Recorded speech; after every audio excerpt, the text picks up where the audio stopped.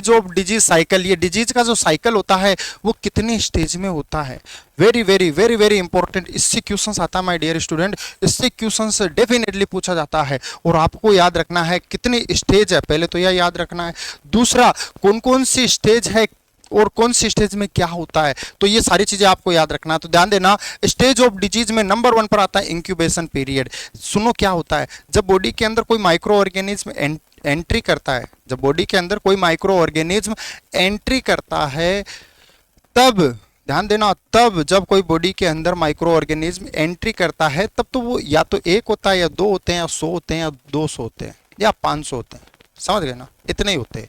पर वो थोड़े से समय के अंदर बॉडी में रहकर बहुत सारी क्वांटिटी अपनी बना लेते हैं, अपने आप की क्वांटिटी को बहुत ज़्यादा स्पेंड कर लेते हैं। इस कंडीशन को क्या बोलते हैं, इंक्यूबेशन।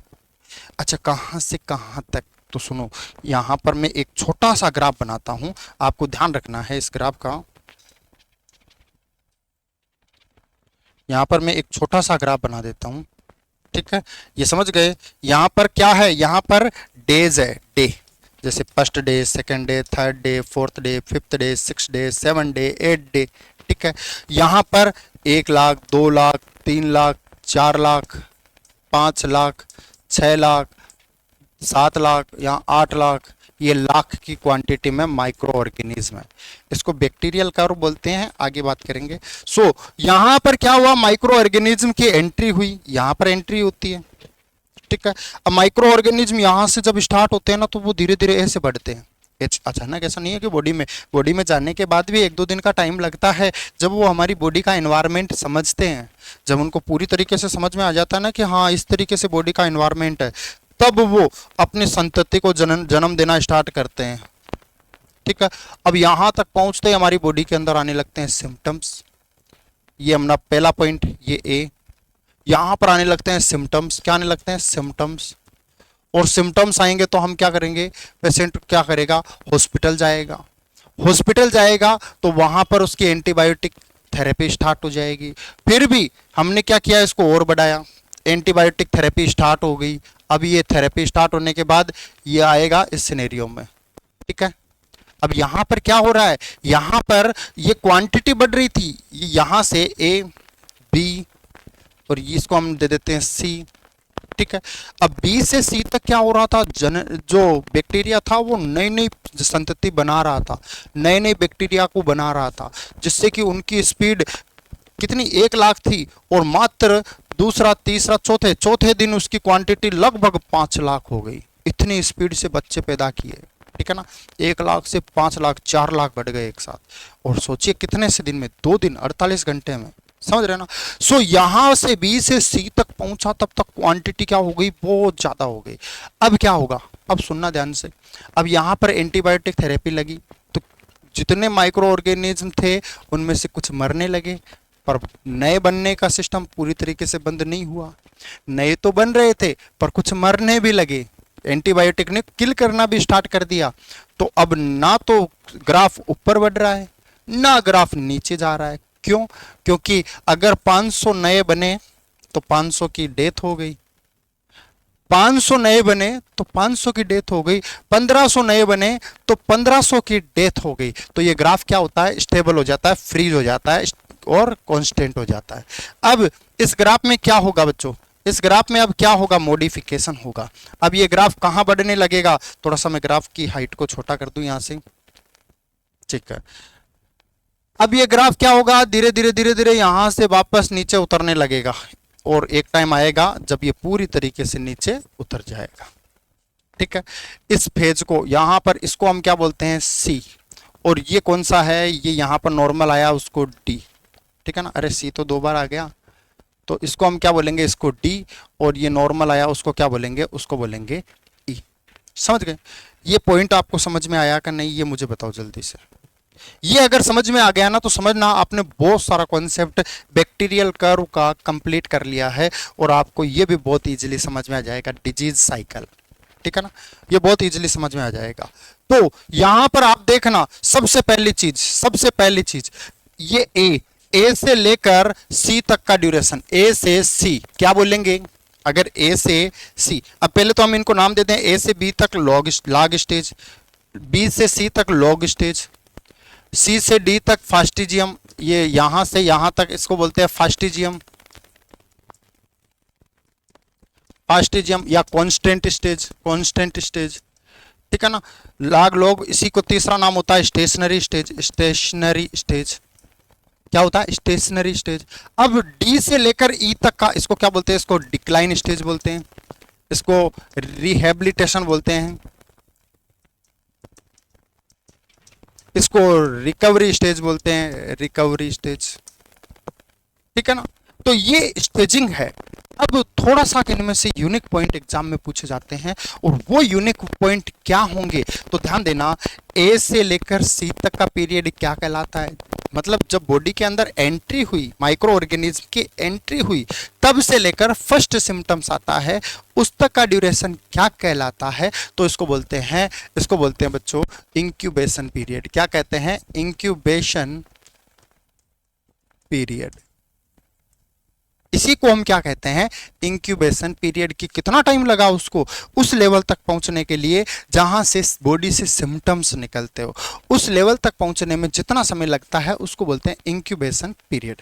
अच्छा, यहां से जब पेशेंट के अंदर माइक्रो ऑर्गेनिज्म की एंट्री हुई, एंट्री होने के बाद यहाँ आएगा फर्स्ट डायग्नोसिस बनेगा। यहाँ पर क्या बनेगा, यहाँ पर फर्स्ट डायग्नोसिस बनेगा कि अच्छा पेशेंट को तो ये बीमारी है, पेशेंट को तो क्या है, ये बीमारी है। तो इसको हम पॉइंट को नाम दे दें पी, इसको हमने नाम दे दिया पी।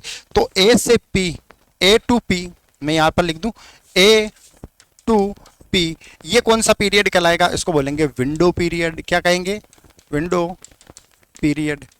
इसको कौन सा पीरियड बोलेंगे, विंडो पीरियड। विंडो पीरियड कौन सा होता है, एंट्री से लेकर first diagnosis of disease, disease की पहली डायग्नोसिस होती है ना, तब तक का ड्यूरेशन कहलाता है विंडो पीरियड। क्या कहलाता है, विंडो पीरियड, ठीक है ना।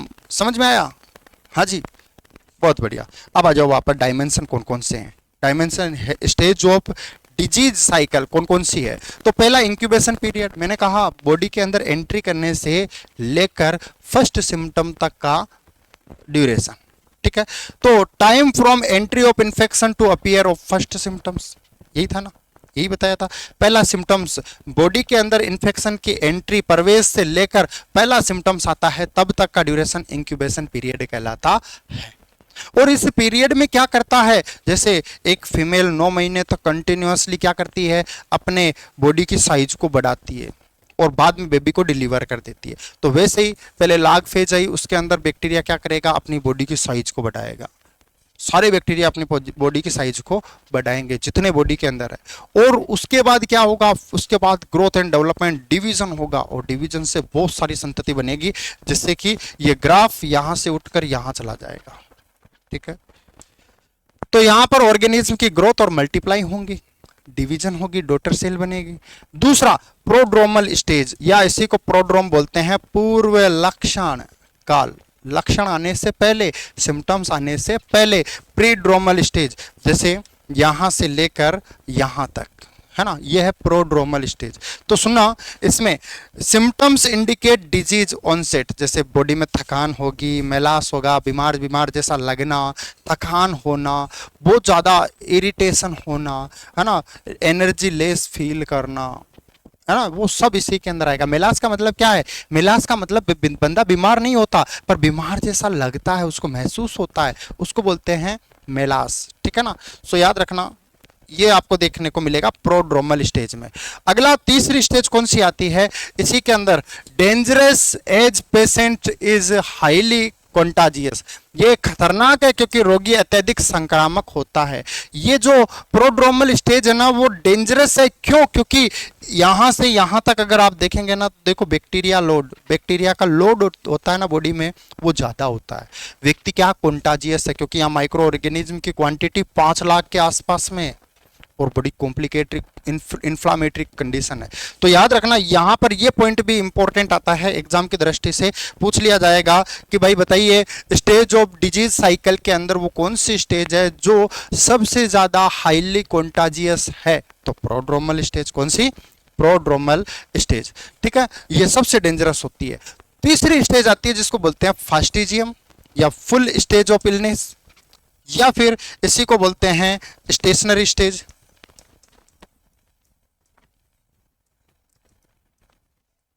इसी को बोलते हैं कांस्टेंट स्टेज, कांस्टेंट स्टेज, ठीक है ना। इसी को कांस्टेंट स्टेज बोलते हैं, इसी को स्टेशनरी स्टेज बोलते हैं, इसी को फास्टिजियम बोलते हैं। ये वो स्टेज है जिसके अंदर व्यक्ति पूर्ण रूप से बीमार होता है, डिजीज में होता है। तो याद रखना, फास्टिजियम फुल स्टेज ऑफ इलनेस, चरम या पूर्ण रोग अवस्था। भाई होता है ना, हमें जब कभी भी सर्दी जुकाम लगता है तो जरूरी थोड़ी है उसी दिन इन्फेक्शन हुआ हो सकता है उसके 7 दिन पहले हुआ था, हो सकता है उसके 10 दिन पहले हुआ था, है ना।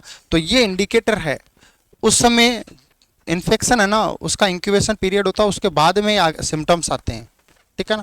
तो याद रखना यहाँ पर फास्टिजियम ये वो स्टेज है जब व्यक्ति ने दवा लेना स्टार्ट कर दिया, नई संतति बन रही है और पुरानी वाली डैमेज हो रही है, 150 नए बन रहे हैं तो 150 की डेथ हो रही है, जिसकी वजह से कांस्टेंट लाइन आपको देखने को मिलती है ग्राफ के अंदर। जैसे इसके अंदर ये लाइन आपको देखने को मिल रही है, कांस्टेंट है, फास्टिजियम है। इसको हम स्टेशनरी बोलते हैं, क्या बोलते हैं स्टेशनरी बोलते हैं, ठीक है ना। अगला फास्टिजियम, अगला ये 4 स्टेज है बच्चों। इसके बाद में आती है स्टेज ऑफ डिजीज में डिफरवेसेंस, डिफरवेसेंस आराम की स्थिति, डिफरवेसेंस। चौथी स्टेज आती है fever subside to normal temperature, symptoms return to normal. देखो डिफरवेसेंस, इसमें डी लग गया, डी लग गया। डी का मतलब क्या होगा, अब भाई देखो इसने यहां से मुंह बना लिया है नीचे उतरने का, क्या यहां से इसने वापस नीचे उतरने का मुंह बना लिया है, इसका मतलब डिफरवेसेंस, बॉडी वापस रिस्टोर हो रही है, बॉडी वापस नॉर्मल हो रही है, बॉडी वापस रिस्टोर हो रही है। तो समझना यहाँ पर डिफरवेसेंस में क्या आएगा बच्चों, यहाँ पर डिफरवेसेंस में जो सिम्टम्स आ रहे थे वो धीरे धीरे डिसअपियर होना स्टार्ट हो जाते हैं और व्यक्ति का नॉर्मल टेम्परेचर वापस आने लगता है, ठीक है ना। ये तो फीवर का भी तो टाइप है, टाइप ऑफ फीवर पढ़ते हैं, उसमें एक डिफरवेसेंस फीवर आती है जिसमें क्या होता है, हाई फीवर होती है वो सडनली फॉल कर जाती है नॉर्मल पर, उसको बोलते हैं डिफरवेसेंस। क्या बोलते हैं, डिफरवेसेंस, है ना। और ये एक स्टेज हो गई। अगली आती है बच्चों 5 नंबर पर, जिसको बोलते हैं कन्वल्सेंस स्टेज, सुधार की अवस्था।